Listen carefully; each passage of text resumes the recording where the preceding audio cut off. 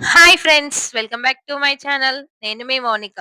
ఇవైతే మాడ వీధులు. ఇక్కడైతే స్వామివారి ఊరేగింపు ఉత్సవాలైతే జరుగుతాయంట. ఇక్కడి నుంచైతే మేము ఎర్లీ మార్నింగ్ తిరుపతి వ్యూ చూడ్డానికైతే వెళ్తున్నాము. తిరుమల సారీ.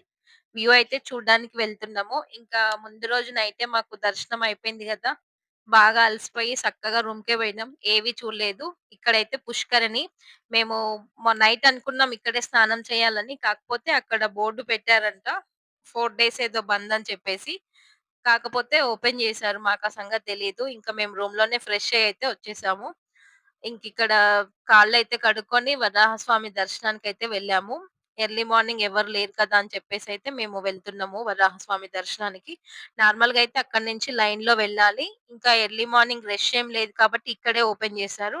ఇంకా డైరెక్ట్ ఒక లైన్‌లోనే వెళ్ళిపోవచ్చు స్వామివారి దర్శనానికి. మేమక్కడ దర్శనం చేసుకొని కొంచెం అదంతా వ్యూ చూసి వచ్చేసరికి పబ్లిక్ ఎక్కువైపోయింది. ఇక్కడ ముందు నుంచయితే లైన్ స్టార్ట్ అయిందింకా. ఎర్లీ మార్నింగ్ తిరుమలలో మా డే ఎలా స్టార్ట్ అయింది నిజంగా ఇలాంటి ఒక రోజొస్తుందనైతే నేనస్సలు ఎక్స్‌పెక్ట్ చేయలేదు. అనుకున్నప్పుడు జరగలే గాబట్టి ఇంకా వదిలేసుకున్నా. ఎప్పుడైతే అప్పుడే అయితదింకా అనేసి. ఇక్కడైతే మేము ఏమంటారు స్వామివారి దర్శనానికైతే వెళ్ళి వచ్చేసిన తర్వాత ఇంకా ముందు మీకు నామాలుంటాయి కదా! అందరూ తిరుమల వెళ్ళినప్పుడు దిగే పిక్చర్ ప్లేసు అక్కడికైతే మేము వెళ్తున్నాము.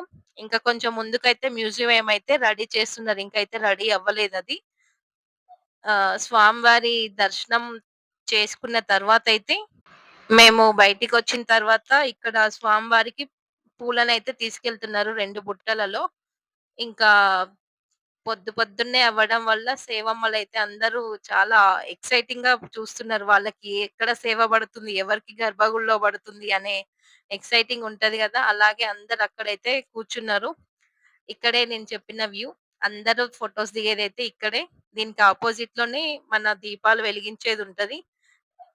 దీపాలదైతే నైట్ వ్యూ బావుంటది. ఇదైతే మార్నింగ్ డేలో బావుంటదని నాకనిపించింది. Thank you. Thanks for watching. For more videos please subscribe to my channel. నేను మీ మౌనిక.